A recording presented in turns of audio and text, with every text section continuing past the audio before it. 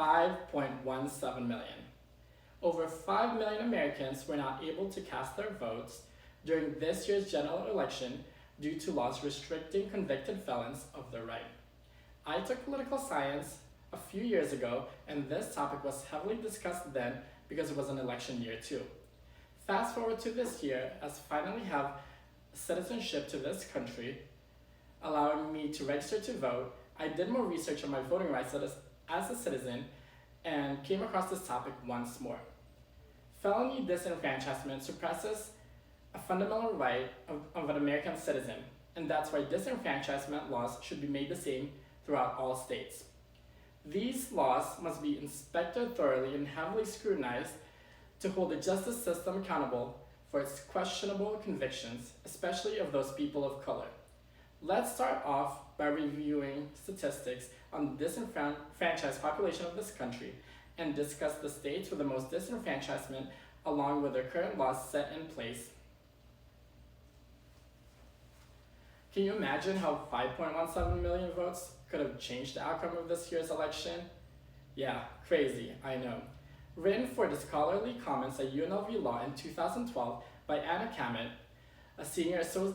now a senior associate dean for academic affairs and professor of law at CUNY, felony disenfranchisement is defined as the loss of voting rights arising from felony convictions. Of the 50 states, Florida has the highest rate with over 10.4% of the voting age population disenfranchised, followed by Mississippi at 9.6, then Kentucky at 9.1, Tennessee with 8.3, and Virginia finally at 7.8. Reinstatements to vote is not automatically applied at completion of sentences, as some states still require individuals to ask a governor for pardon.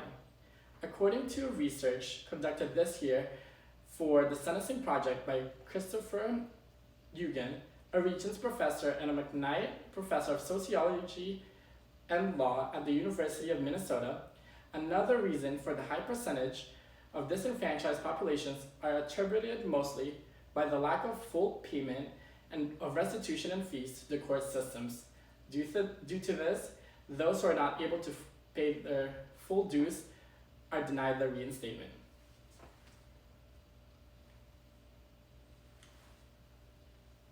We are what we really do. We are what we repeatedly do. Excellence, then, is not an act, but a habit. A quote from American philosopher Will Durant's book, The Story of Philosophy, published in 1926, reiterates the importance of consistency, one that should be applied to policies across the country from one state to another. First and foremost, reinstatement should be automatic upon completion of sentences for nonviolent crimes and first-time offenders. Asking for a pardon should be reserved for those who have committed heinous crimes such as murder and rape, just to name a few. By automatic reinstatement, the court systems will have less to deal with, thus giving them time for more pressing matters.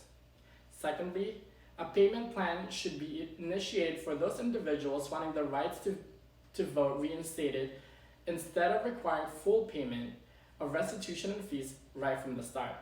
By doing so, voting becomes more accessible to individuals who truly want to be able to exercise that right.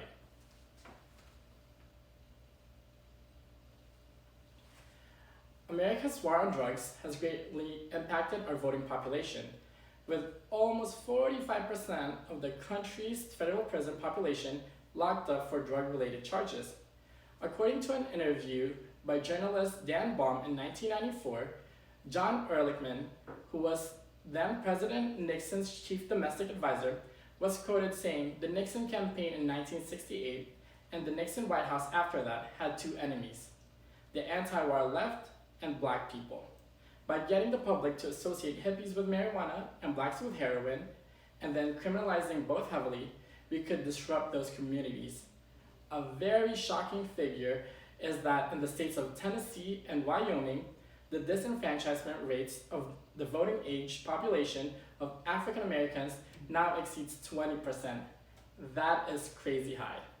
According to an article published this year for the Society Pages by Doug Hartman, a professor and chair of sociology at the University of Minnesota, Disenfranchisement amplifies the effects of racial disparities in law enforcement and the courts, diluting the political voices of communities of color in reference to the unfair policing and sentencing of non-Caucasian individuals. As of 2020, people of color make up more than 60% of the United States prison population. That just blows my mind. During a rally in 2002 at a South Miami middle school by then First Lady Columba Bush, stated that drug addiction is an illness which should lend hand to decriminalizing drugs and viewing it as a psychological issue instead of a crime. According to an article written this year for the Drug Policy Alliance, a nonprofit organization who lobbies for federal reforms on drugs, stated that by removing criminal penalties for drug possession, states would save money by reducing the population size of prisons, thus reducing jail costs. By doing so, the health and safety of citizens would then be prioritized over punishment of those who do use them, which has proven to be a successful model.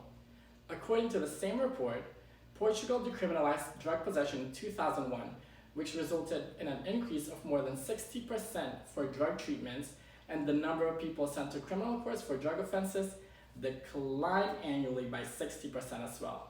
Now that's what you call good work. By decriminalizing drug use, those who truly want to get better could seek a professional help and their first step to recovery.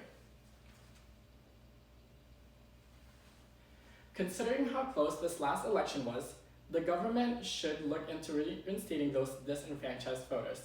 With millions of voters lost due to felony convictions, the government needs to find a way of lowering that number significantly. By establishing a homologous law in all 50 states for felony disenfranchisement, more citizens would be afforded the American right to vote for someone who they believe would represent their best interest. Think about it now. There might be less people crying foul or fraud if all votes mattered, if all votes were counted, and of course, as long as they're legal.